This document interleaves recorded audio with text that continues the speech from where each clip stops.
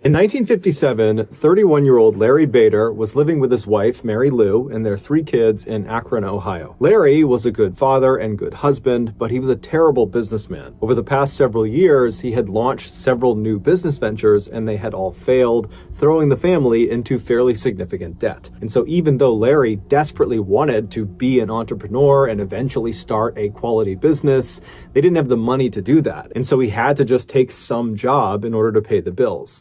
And so the job he got was a cookware salesman for a local company, and it did pay the bills, but it did not make Larry happy. And so on the weekends when Larry was not working, and if it was okay with his wife, he would basically just disappear and go fishing on Lake Erie, which is about an hour north of where they lived. And that was his way of kind of disconnecting from reality and kind of disconnecting from his somewhat crappy life. And so on Friday, March 15th, Larry approached his wife and said, "Hey, I'd like to head up to Lake Erie and go fishing for the weekend." And she would tell him, "I got the kids, it's fine, you can go do that, but I heard the weather was going to be really bad. Are you sure that's such a good idea?"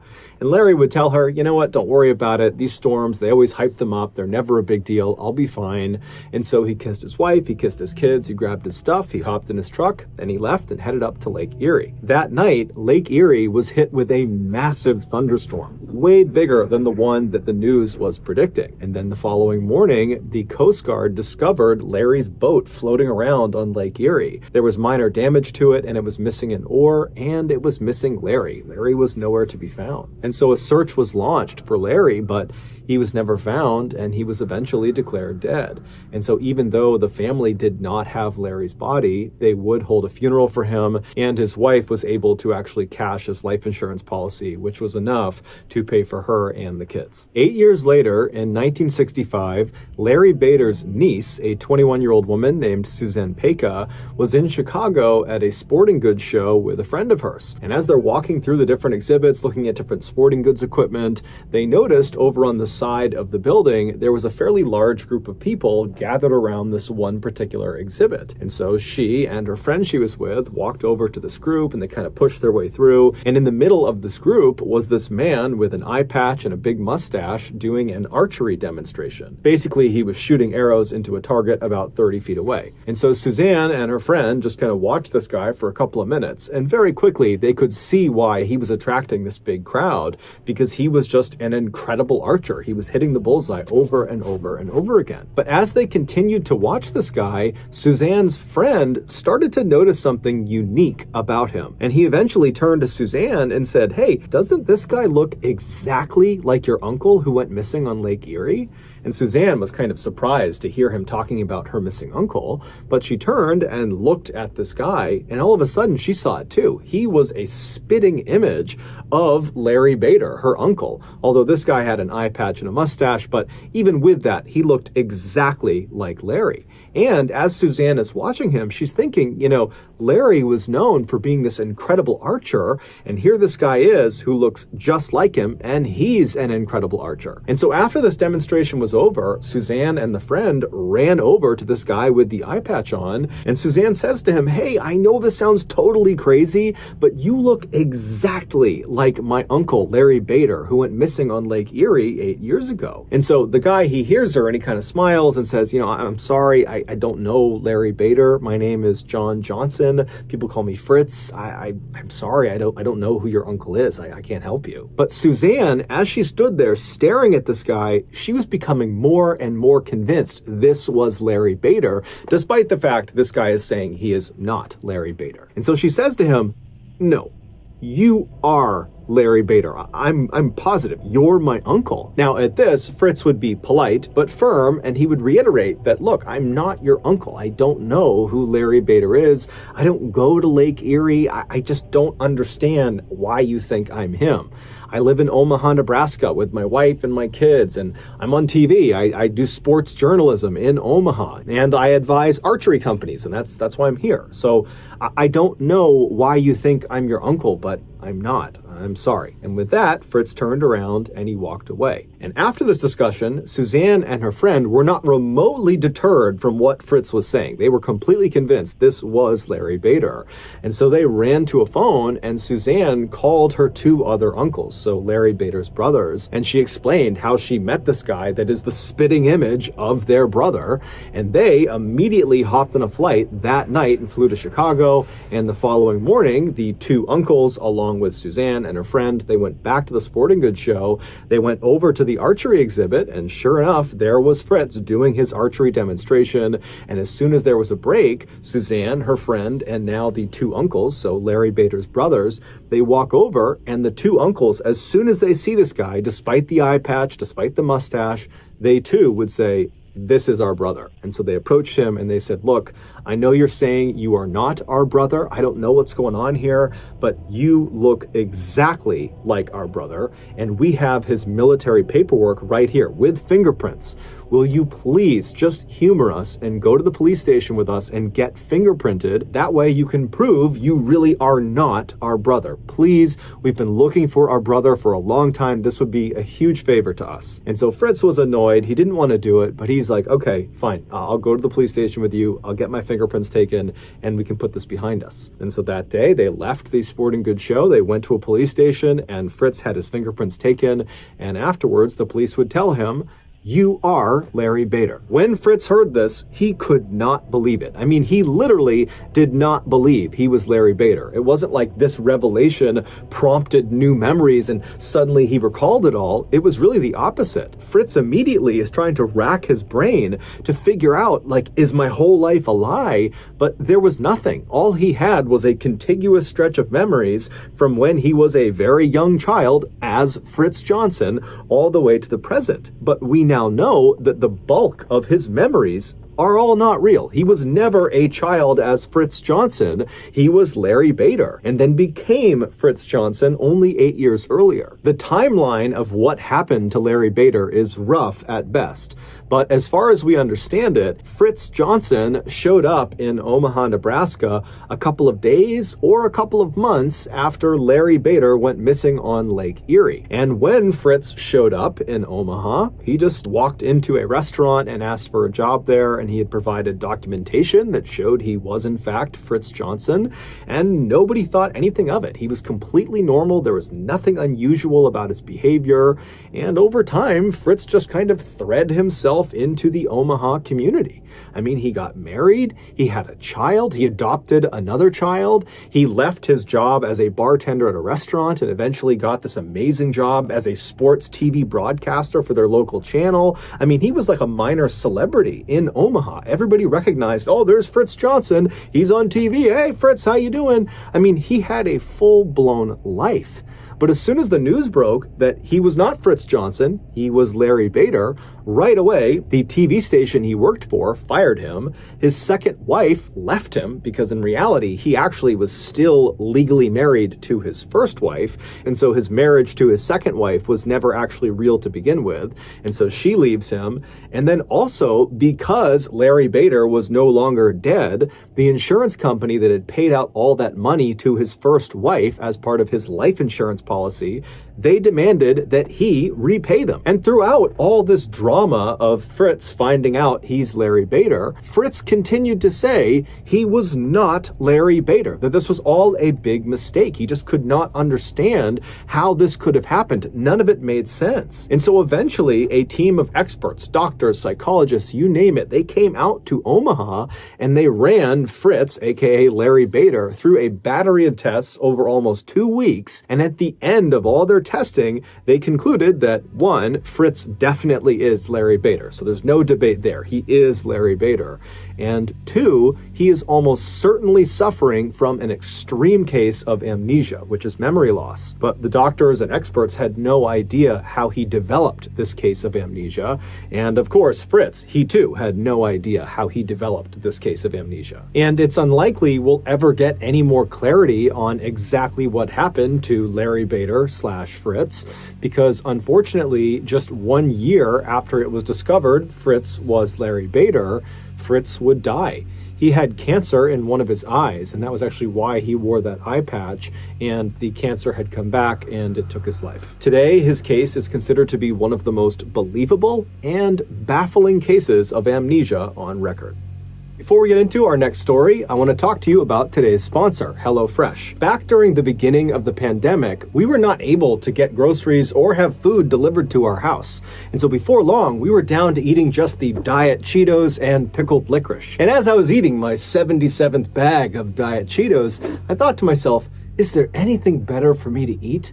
And that's when I discovered HelloFresh. HelloFresh is like one of those things where as soon as you have it, you think to yourself, how could I have ever lived without this? They send you this neat little box full of meals, and there's all these incredible meals to choose from fairly intricate to very quick and easy, and so whatever your tastes are, they got it. But the catch is, they are not made. You are the chef, and you make the meals. And before you tell me that you're a bad chef, I'm a bad chef, and I'm able to whip these meals together no problem because all the ingredients are perfectly proportioned, which also means you don't waste any food, and the recipes are incredibly easy to follow. So the end product is home-cooked, fresh, delicious food every time. So if your New Year's resolution is to eat better or to just stop snarfing as many Diet Cheetos, then you really need to sign up for HelloFresh. To do that, go to HelloFresh.com, use the code MrBallen's16 to get up to 16 free meals and 3 surprise gifts. Okay, back to the stories.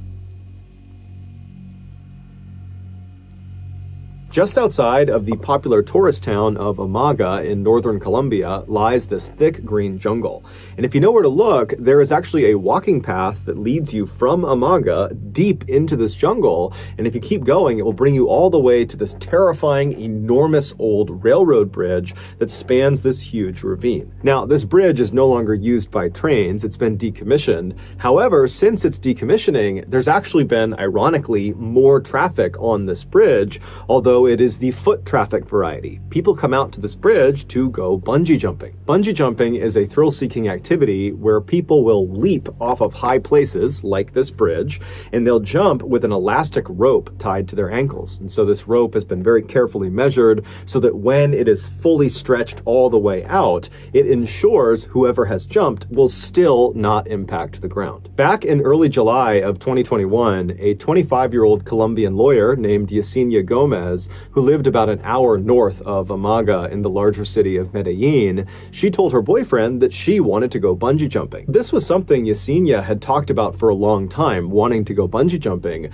but every time it became a real thing and they were actually going to go do it, she would back down because she was just too scared. But for whatever reason, in July of 2021, Yesenia had the confidence and the courage to actually see this thing through. And so her boyfriend, when he heard how serious she was, he capitalized on the opportunity because he had never bungee jumped before and he really wanted to, but he couldn't without his girlfriend. And so now it seemed like she was serious. And so right away, he called the Amaga bungee jumping company to book a slot for he and Yesenia to jump off of their bridge. So on the day they were supposed to jump, which was Sunday, July 18th, Yesenia and her boyfriend hopped in their car and they drove an hour south to Amaga. And when they got there, they found the walking trail and they made their way out to this bridge.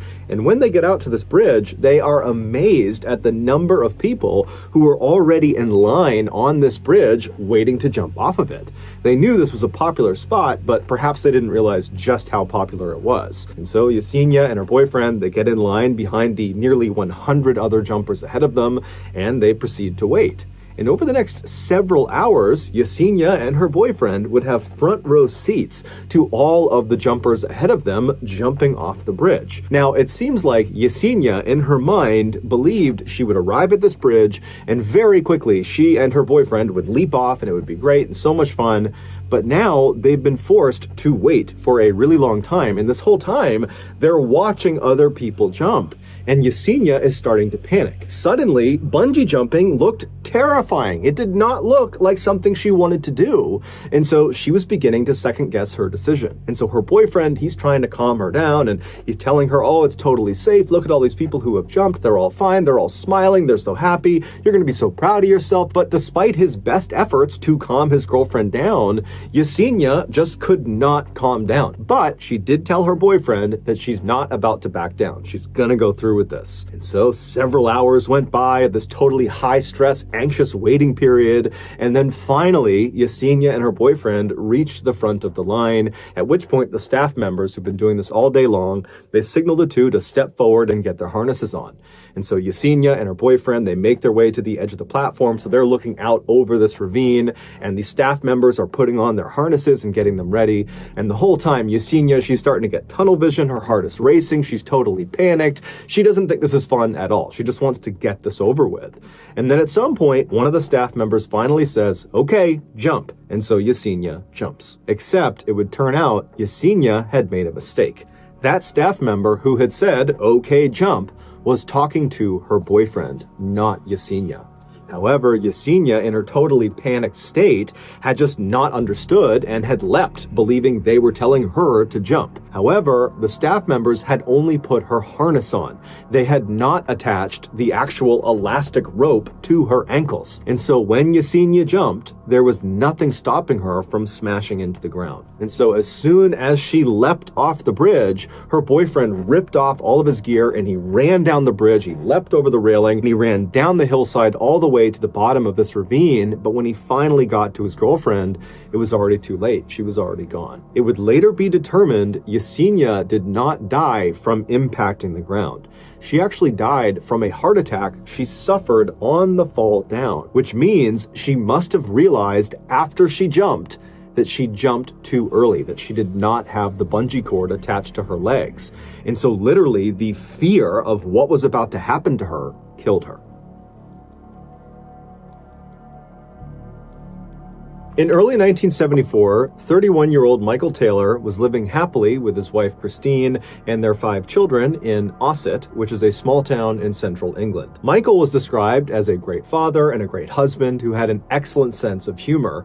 In fact, neighbors, whenever they would walk past the Taylor household, would say you could often hear the sound of Michael laughing or the sound of him telling jokes to his family. But in April of that year, everything changed for the Taylor family. Michael had been doing some home repairs when he fell off of a ladder and he hurt his back. The injury itself was fairly minor, but it resulted in chronic pain.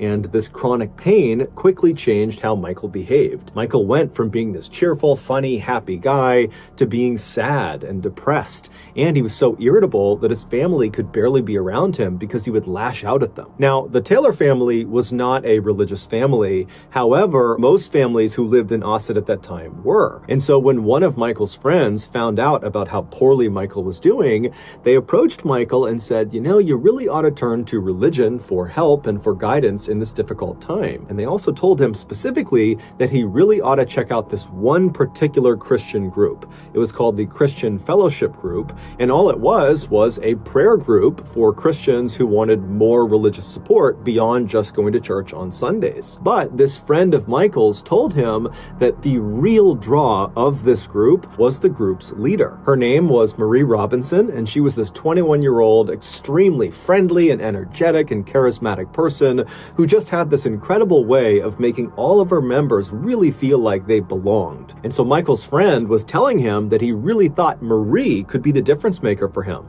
that she could help him get back to normal. And so Michael, you know, he trusted this friend and he really didn't have much to lose at this point. He was already at rock bottom, and so he agrees to go check this group out. So on September 12th of that year, Michael makes his way to the church where this fellowship group is held. He goes inside and he makes his way to one of the back rooms in the church, and when he goes inside, he sees there's a ring of people sitting in a circle, about 20 people, and as soon as they see Michael coming in the room, they all stand up and they open their arms up and they say, come on, come sit down with us, welcome to the group. And then the woman who had to be Marie, she stands up and she looks at Michael, huge smile on her face, and she encourages him to come over and sit right next to me, welcome, we'd love to have you join our group. And so Michael, for the first time in ages, is smiling as he strides across the room and sits down right next to Marie. And then as Marie began to lead the group in prayer, Michael did not feel his chronic pain. He just felt happy again. But when the meeting was over and Michael went back home again, the pain and depression came flooding back.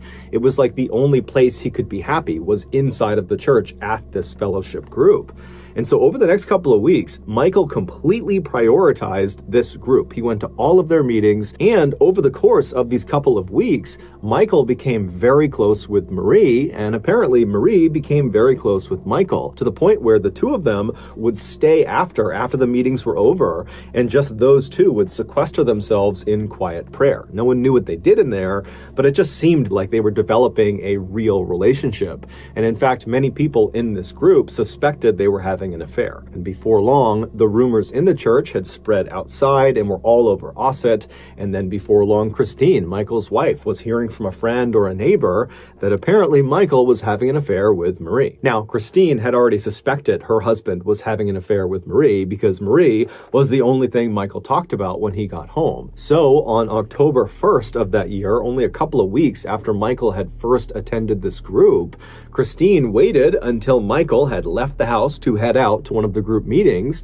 and then Christine hopped in her car and she followed him to the church. And when she got there, she parked her car, she took a deep breath, and then she got out, she made her way to the front doors of the church, and she stormed inside. And she found the room where these meetings were held. She barges in, and she points at her husband, and she says, "I know you're having an affair with Marie, and you're going to admit it in front of this whole group." And Michael, who's sitting with his back to his wife in one of the chairs, he stands up, and instead of addressing his wife, who's accused him of infidelity, he turns and looks at Marie on the other side of the room. And when Marie made eye contact with Michael, she screamed. She would later say Michael did not look human. He looked like a beast, and he had wild eyes. And so as Michael is standing there staring at Marie with this very aggressive face, he began breaking out in tongues. Speaking in tongues is where the speaker will be saying or uttering words or sounds that sound like language, but the speaker doesn't know what they mean. The idea is some entity has come inside of their body, and this entity is dictating their speech. And so Michael is broken out in tongues. He's barking these words and sounds at Marie, and everyone inside of the room has no idea what to make of this. Everything has happened so suddenly, and it's so surprising. You have the wife suddenly coming in and aggressively accusing her husband of cheating, and Michael is not responding to it, and he's acting totally crazy. And then before anyone can do anything, Michael goes from just barking in strange languages at Marie to suddenly rushing across the room as if he's going to attack her. And when he does that, the rest of the members jump on top of him and hold him down. And despite there being like 10 or 15 people holding him down, Michael is still trying to get up, and he's screaming and snarling and yelling at Marie. And then Marie suddenly breaks out into tongues too. And it's only then that Michael stops trying to force himself up out of this pig pile that's on top of him, and instead he just continues to speak in tongues to her. And so the two of them are looking at each other speaking in tongues, and the rest of the group is just totally dumbfounded, and so they just begin praying. And then after about an hour, Michael just collapses. It's like he went unconscious.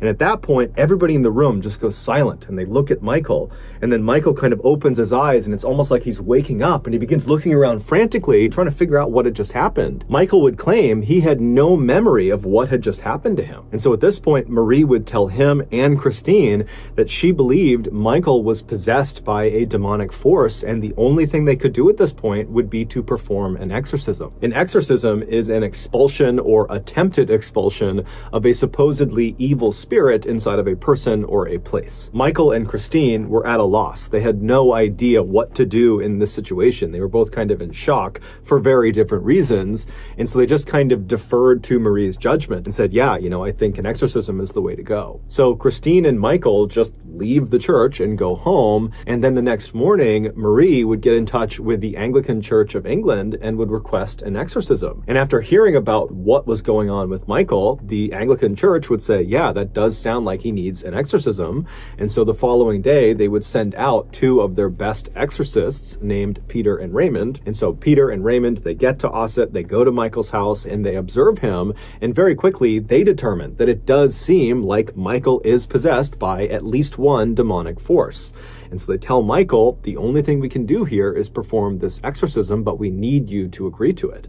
And so Michael says, okay, yeah, I agree to this exorcism, and so would his wife, because she at this point is just completely unsure what to do. She's just going along for the ride. So a day later, on October 4th at 10 p.m., Michael, his wife, and the rest of the members of this fellowship group, along with Peter and Raymond, they would all meet at this other church in a neighboring town. And as soon as Michael had been positioned in the middle of this group in this chair, Peter and Raymond began the ritual by praying. And as soon as they did, Michael began screaming out in tongues, and he began writhing around, and he fell to the ground, and he began contorting his body in grotesque positions, as if the words Peter and Raymond were saying were physically harming Michael. And so after 8 hours of this, during which they had to actually tie Michael down to prevent him from hurting other members or hurting himself, after 8 hours, they finally just came to a stop. Peter and Raymond were exhausted. It looked very much like Michael too was exhausted, and as soon as they stopped the ritual, Michael just kind of collapsed on the ground as if he had fallen unconscious.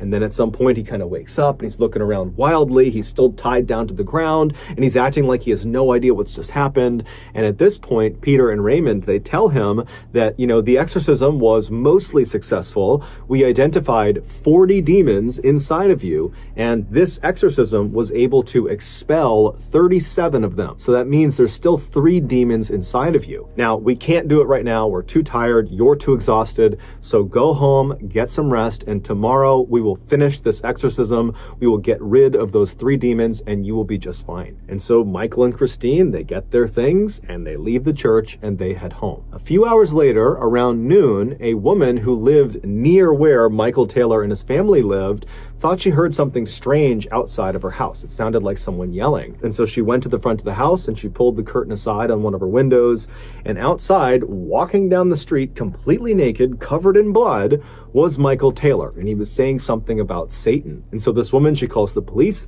show up, and they find Michael. He had curled up on the sidewalk outside of this woman's house, and he was giggling like a child in the fetal position. And so the police approach him, and at some point Michael apparently snaps out of it, and he starts looking up at the police like he has no idea what's going on, and eventually they would get him to tell them his name and where he lived. And so after calling in backup to deal with Michael, the responding officers made their way to Michael's residence. And so they go inside, and immediately, as soon as they see what's in there, one of the officers just turns around and runs outside and begins dry heaving. The inside of the Taylor family home would become one of the most infamous crime scenes in English history. A few hours earlier, when Michael and his wife had come home from the exorcism, they had gone inside, and then Michael had fallen into one of his trances and began beating his wife. And then at some point, she fell to the ground and either was dead or was in the process of dying, at which point Michael jumped on top of her, and using only his hands,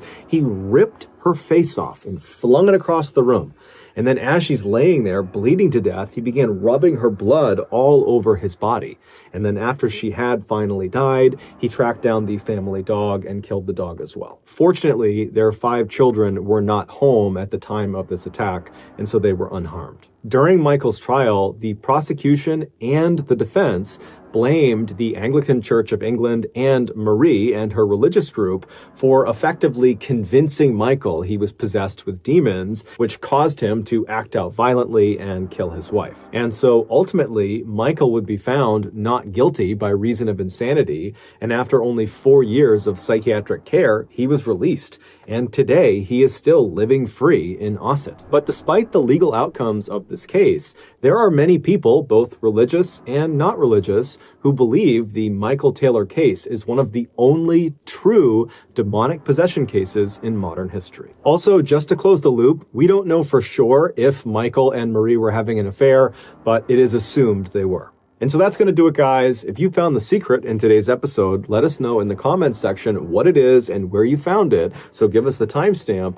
And if you're the first to do that, we'll pin you at the top of the comments section. If you got something out of today's episode and you haven't done this already, please go to the like button's place of work 1 minute before closing time and then proceed to browse around for about 30 minutes and then leave without buying anything. Also, please subscribe to our channel and turn on all notifications so you don't miss any of our weekly 1 or 2 video uploads. We are now selling merchandise like flannels and hats and sweatshirts and all sorts of stuff. If you're interested, go to shopmrballin.com. If you want to learn about upcoming deals and promotions for our shop, go to our shop's Instagram page. The username is shopmrballin. If you want to get in touch with me, you can direct message me on Instagram or on Twitter. My username for both platforms is the same. It's just Mr. Ballin. I also have a ton of content over on TikTok where my username is also Mr. Ballin.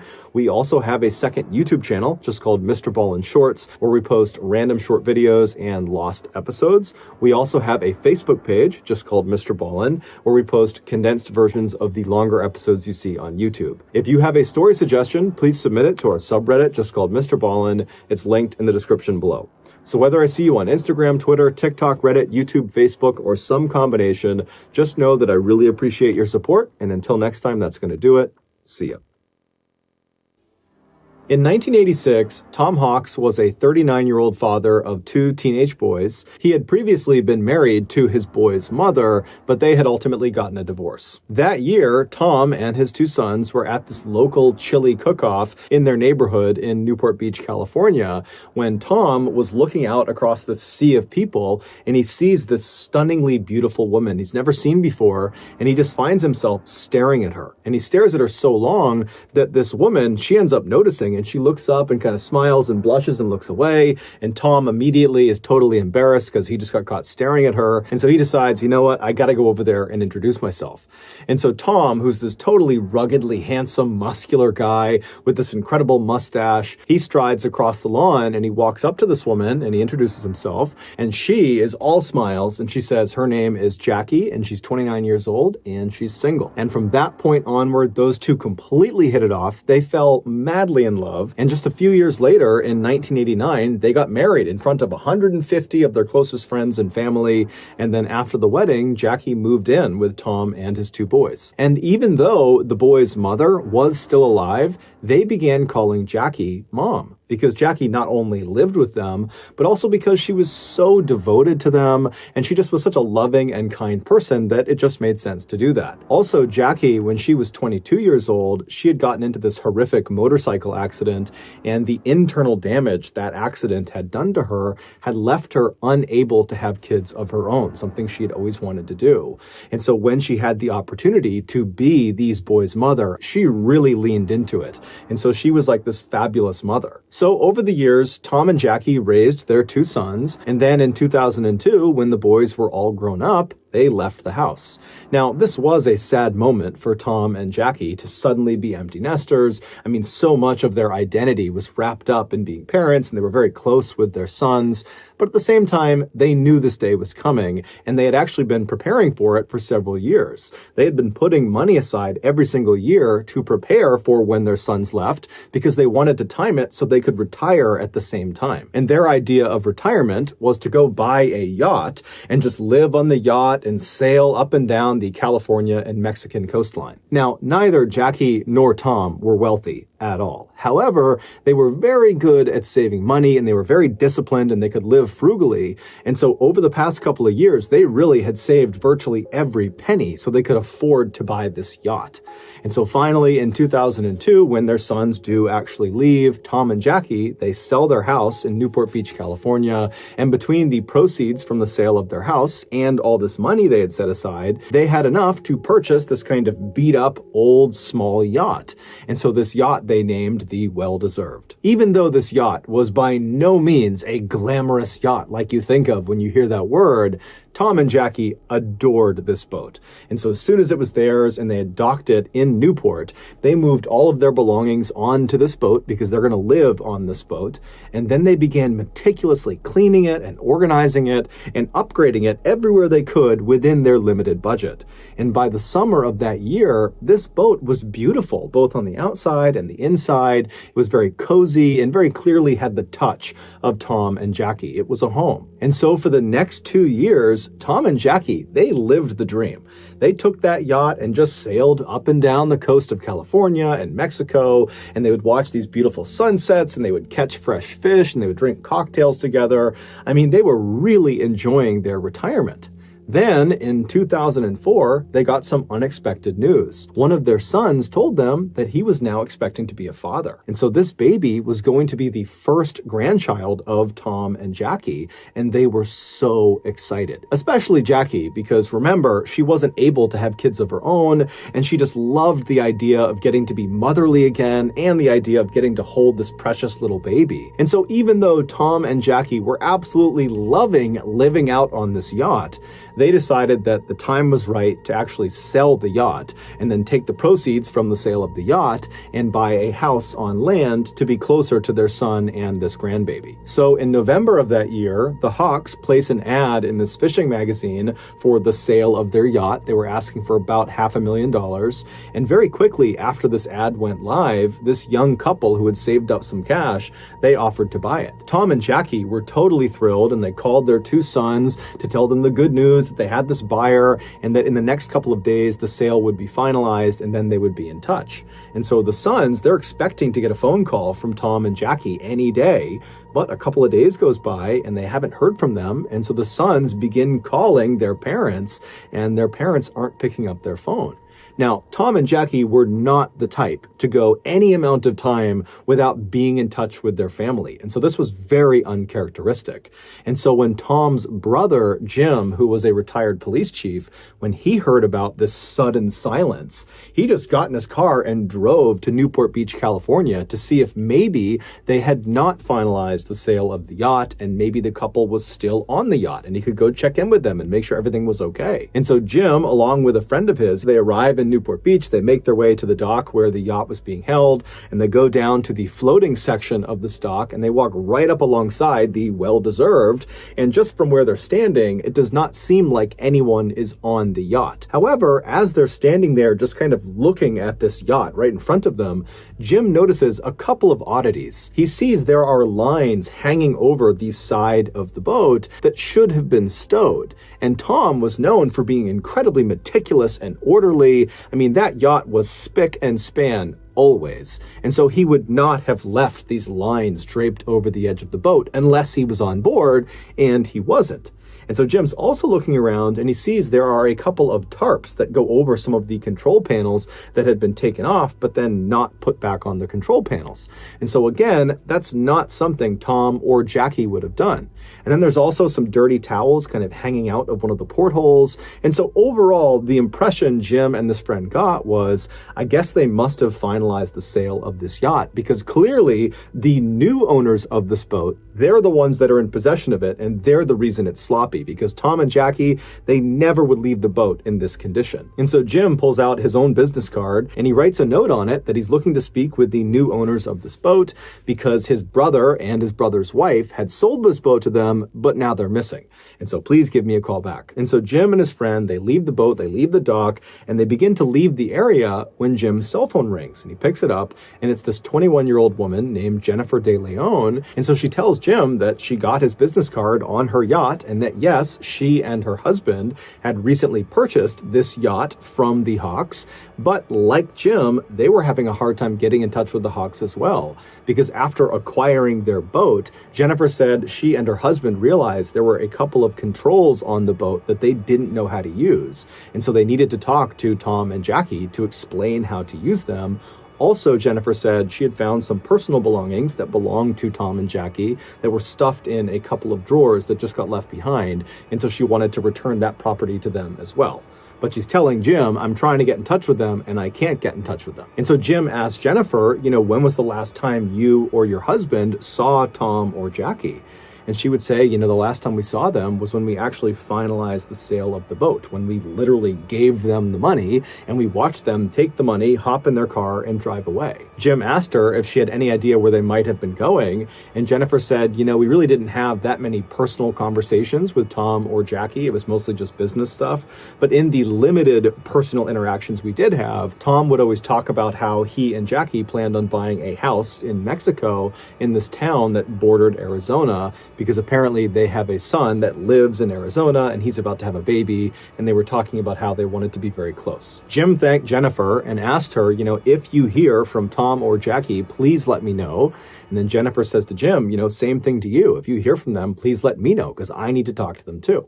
And so they hang up, and Jim is left thinking, you know, what's going on here? And then Jim remembers there's this woman that Tom and Jackie had hired. Her name was Patricia. And for the past couple of years that they had been out on their boat, they knew they would not have great internet. And so they would not be able to consistently be able to pay their bills and pay taxes. And so they had hired this woman, Patricia, who was also a friend of theirs, to basically pay their bills and manage their finances. And so Jim gets her number and he calls Patricia. And the first thing he asks her is, you know, hey, have you spoken with Tom or Jackie recently? And she says, you know, no, I haven't. And so Jim explains the situation and then asks Patricia, has Tom or Jackie recently made a large deposit into any of their accounts?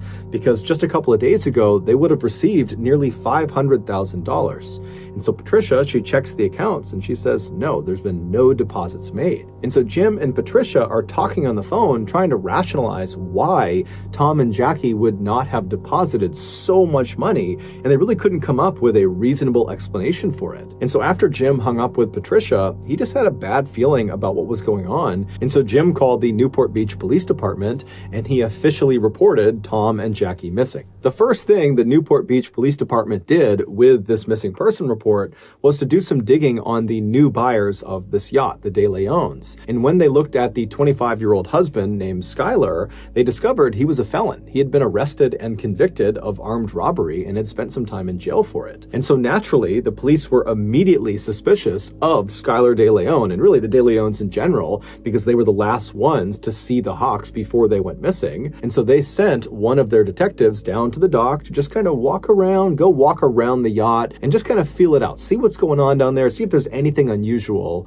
And so this detective goes down to the dock, they walk onto the floating section of the dock, and they walk right up alongside the well-deserved. And from the looks of it, it doesn't appear that anybody's on board. And as this detective is kind of looking in the window and just kind of looking around, they think they see what looks like a bloody handprint inside the boat. And so that would end up being enough to get a search warrant. And before long that day, there were police swarming this boat, looking all over it. But it would turn out that was not a bloody handprint. It was actually just some rust.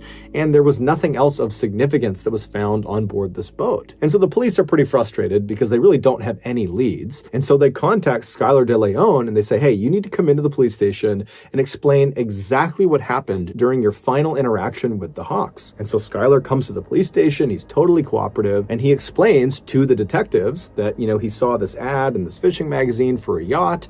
He contacted Tom Hawk and said, I'm interested. The two of them met up and then went out for a sea trial, which is basically a test drive, but for a boat. And during the sea trial, Skylar told Tom that he liked the boat and he wanted to go forward with the purchase. And so on November 15th, Skylar, along with his pregnant wife and his young daughter, and also a notary and another person, a friend of Skylar's that was there just kind of as a witness, they go to the parking lot of the dock right near where the yacht is. And then the Hawks show up, Tom and Jackie, and the De Leons literally hand over a suitcase full of cash to Tom, and then Tom and Jackie with the notary, they signed the sale documentation, basically giving the boat over to the De Leons.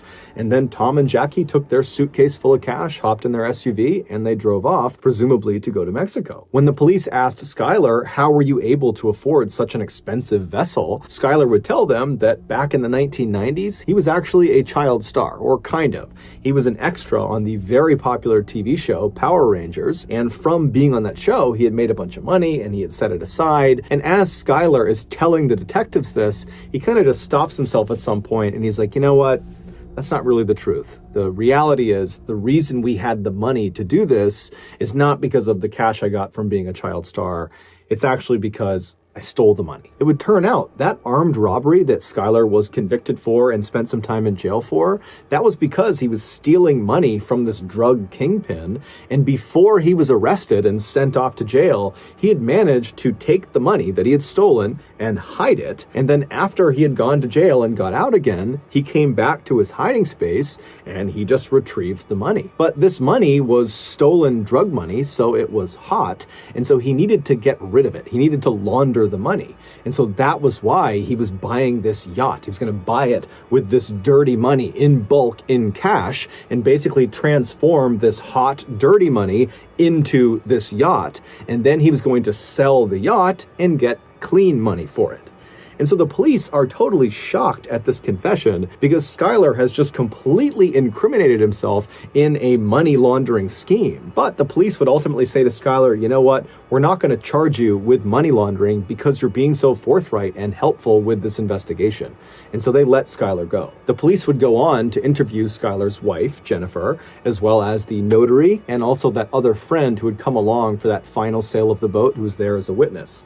And so the police interview all three of those people and they asked them, what was your final interaction with Tom and Jackie like? And they all described the same situation of seeing Tom and Jackie taking the suitcase full of cash and then signing the paperwork, hopping in their car and driving off. The only detail that seemed to differ amongst these four people who were there was the way Tom and Jackie were acting. Skylar made it seem like Tom was kind of anxious and paranoid about having all this money, whereas the notary said, Tom and Jackie seemed completely normal to me. After all the interviews with these people who had seen Tom and Jackie last, the police felt like they had kind of reached a dead end and just didn't know what to do next. And so they went to the media and asked them to put out a bulletin that had a picture of Tom and Jackie, as well as a picture of their vehicle, and it asked people to come forward if they had seen them. And sure enough, within a couple of days of this bulletin going out on TV, this older couple in Mexico called the police to say the Hawks SUV is right across the street from me right now. It's parked right on the road. And so naturally, the Mexican authorities, as well as American authorities,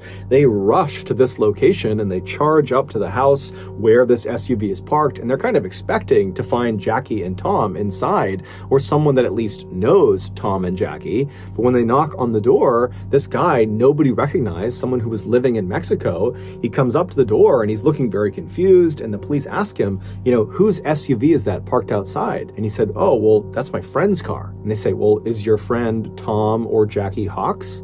And the guy's like, no, who's that? The car belongs to Skylar De Leon. This was, of course, the moment when the police realized Skylar was lying to them. He had told police the last time he had seen Jackie and Tom, they had hopped in their SUV and they had driven off. But clearly that was not the last time, because he somehow managed to acquire their car afterwards, and then he gave it to this random person in Mexico. So the police in Newport Beach, they used Skylar's money laundering confession on camera to bring him in. They arrested him on money laundering, and then with him in custody, they searched his home. And inside of his and Jennifer's house, they found all these things that belonged to the Hawks. Things like laptops and video cameras, things Tom and Jackie would not have left behind on the boat. But despite all this evidence connecting Skylar De Leon to the Hawks' disappearance, he maintained his innocence and said this was just a big misunderstanding.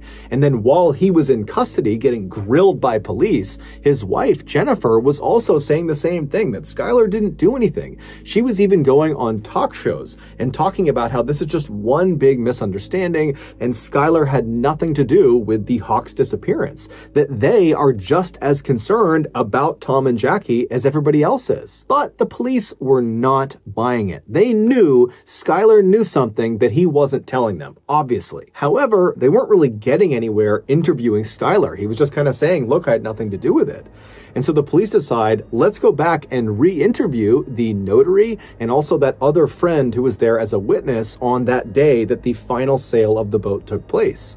And so they call the notary back into the police department, and the notary is this woman named Kathleen Harris, who's never gotten in trouble in her life, and she's been a very successful notary for a long time. And so she sits down, and they ask her again to describe her final interactions with Tom and Jackie. And once again, she says, yep, they came over, they signed the paperwork, they took their cash, they got in their SUV, and they drove off. But under follow-on, very intensive questioning by the police, Kathleen would finally break, and she would say, actually, I've never met Tom and Jackie in my entire life.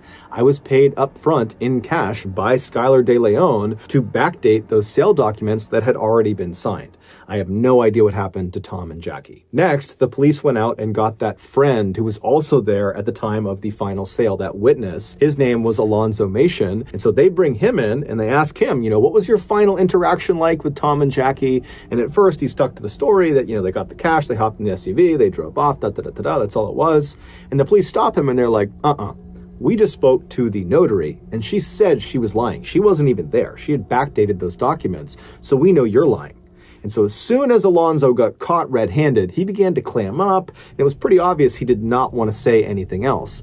And since the police really needed something to happen with this case, they said to Alonzo, we will make sure your sentence is heavily reduced if you tell us everything you know about what happened to Tom and Jackie.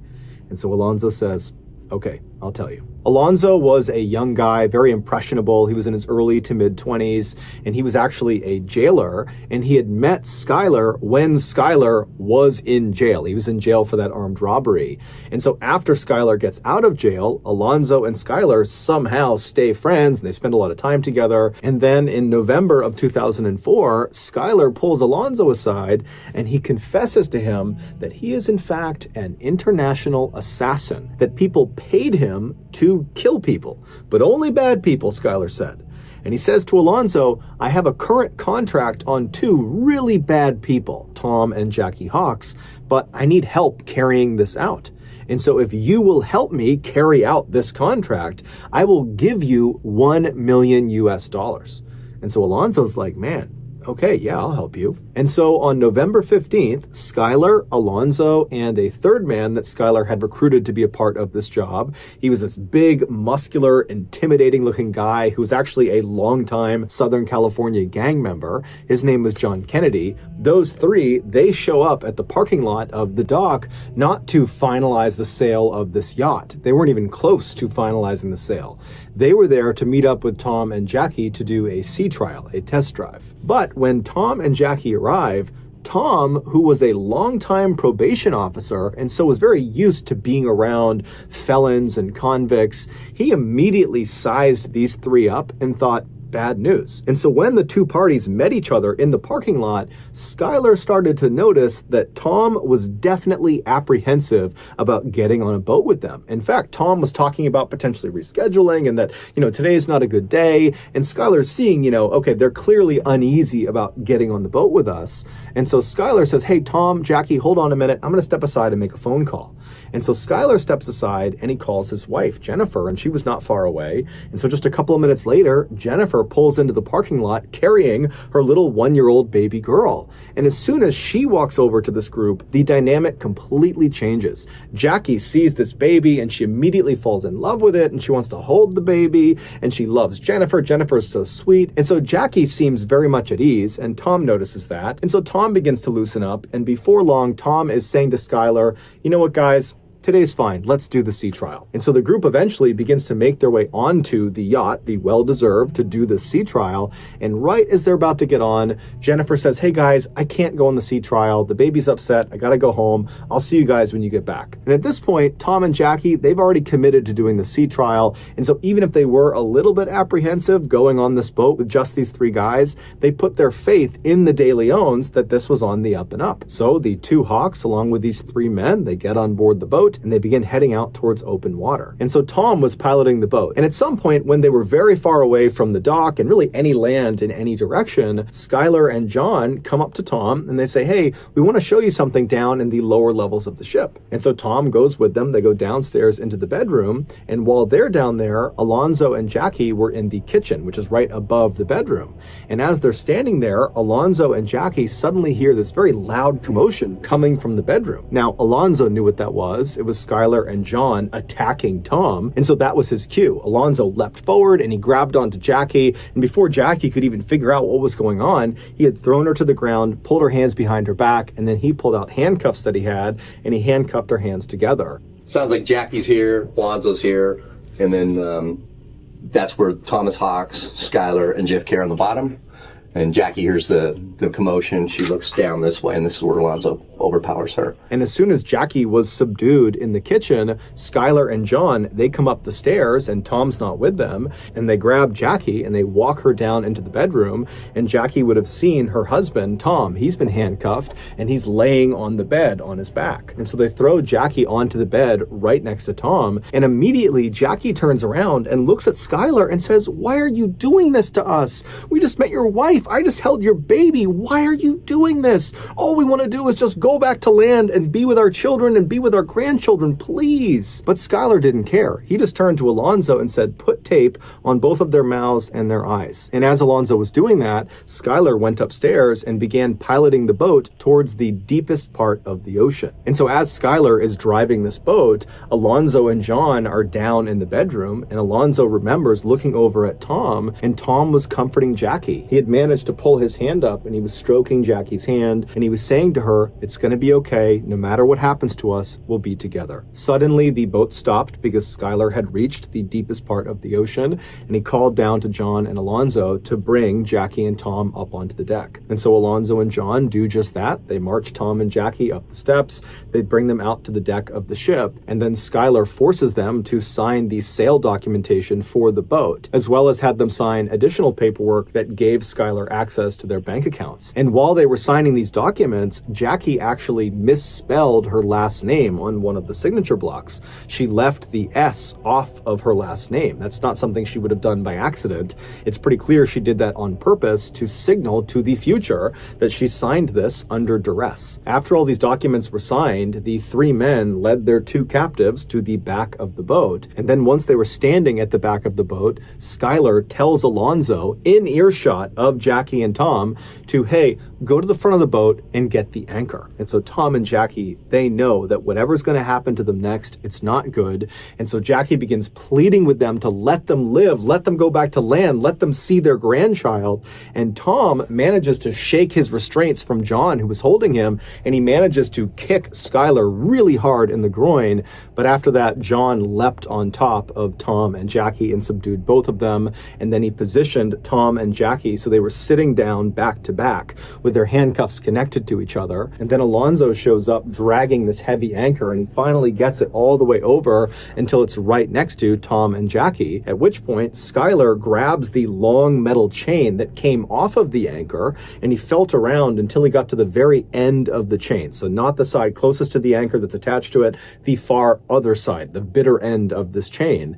And he reached down and he connected that portion of the chain to Tom and Jackie's handcuffs. And then once he was sure their handcuffs were securely fastened to the end of this chain, Skylar stood up, walked over and grabbed the anchor, and with quite a bit of effort, he managed to lift it up and threw it over the side of the boat. As soon as that anchor hit the water, all Tom and Jackie would have heard for several seconds would be the sound of all of that loose chain that they were connected to being rapidly pulled off the boat and being sucked down into the water. And so that chain was going up and over this wooden railing, and so all they would have heard is just chain links grinding over the railing until finally the anchor pulled the chain tight, at which point it yanked Tom and Jackie towards the side of the boat. Alonzo would say when this happened, Jackie's head struck the inside of the side of the boat so hard it made this very loud, audible cracking sound. And then Skylar, Alonzo, and John just stood there as Tom and Jackie desperately tried to fight against the weight of this anchor that was trying to pull them off of the boat. Tom was trying to hold on to anything he could to try to hold his wife in place, but eventually the weight of this anchor combined with the movement of the boat was just too much. And so Tom and Jackie were very slowly pulled up and over and off the boat into the water. When they hit the water, they would have been fully alive, fully conscious, as they began their rapid descent to the bottom of the ocean, 3,500 feet below. Alonzo would tell police as soon as Tom and Jackie disappeared below the surface, Skylar let out a woohoo and ran over to the edge of the boat and looked into the water like a giddy child. And he was staring at where they had disappeared, and he was just grinning and laughing. And then finally, when the water went calm and there were no more bubbles, Skylar just kind of laughed, turned around, and made his way back to the cockpit and began piloting the boat back towards the dock. Even though Jennifer was not on the boat at the time of the murder, she was equally involved in it. In fact, the attack was her idea. She wanted more money, and she saw this scheme as being a way of doing that. So remember, when she showed up at the dock parking lot with her baby and put Jackie and Tom at ease to help get them out on that sea trial, she was doing that very intentionally to trap Jackie and Tom. She knew what was going to happen out on that boat. She was trying to get them to go so they could be murdered and they could steal their boat. And when Skylar was out on the boat, before, during, and after the murders, he would step aside and call Jennifer to let her know how it was going and kind of get her feedback and ask for advice about what they should do next. With that in mind, one of the darker elements of this case has to do with the video camera that was discovered inside of Jennifer and Skylar's house. It was the Hawks video camera, and they had used it over the past couple of years to document their travels out on the ocean. And so when the police acquired this video camera, they played the tape that was inside of it. And at first, the tape shows Jackie filming the inside of the well-deserved yacht, and she's talking about how sad it was that this is probably one of the last times they'll be inside of this boat. But she and Tom are so happy because they've found buyers who are going to take great care of this boat, and they're excited about the future, they're excited about their grandchild. And then suddenly, this footage of Jackie inside of the boat just totally cuts, and it jumps to Skylar and Jennifer at Thanksgiving dinner that year, playing with their daughter and just having this great time, meaning just days after Jennifer and Skylar murdered Tom and Jackie in the worst way imaginable, they took their camera and just began using it for their own lives, recording their own life over the memories of Tom and Jackie. Jennifer and Skylar truly didn't care at all about what they had just done. Alonzo would ultimately be sentenced to 20 years in prison. He would have gotten a much more severe sentence, but because he provided all of the details of what happened and he was promised a reduction in sentence, he was only given 20 years. Jennifer would be sentenced to life in prison without the possibility of parole, and John Kennedy and Skylar were sentenced to death.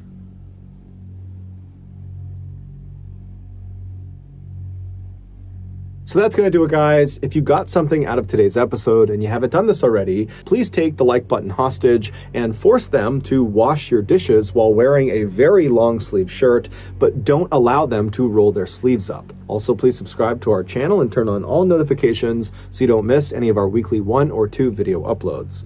We are now selling merchandise like flannels and hats and sweatshirts and all sorts of stuff. If you're interested, go to shopmrballen.com. If you want to learn about upcoming deals and promotions for our shop, go to our shop's Instagram page. The username is shopmrballen. If you want to get in touch with me, you can direct message me on Instagram or on Twitter. My username is the same. It's MrBallen. I also have a ton of content over on TikTok where my username is also MrBallen. We also have a second YouTube channel called MrBallen's Shorts where we post random short videos and lost episodes. We also have a Facebook page just called MrBallen where we post condensed versions of the longer episodes you see on YouTube. If you have a story suggestion, please submit it to our subreddit just called MrBallen. It's linked in the description below. So whether I see you on Instagram, Twitter, TikTok, Reddit, YouTube, Facebook, or some combination, just know that I really appreciate your support. And until next time, that's going to do it. See ya.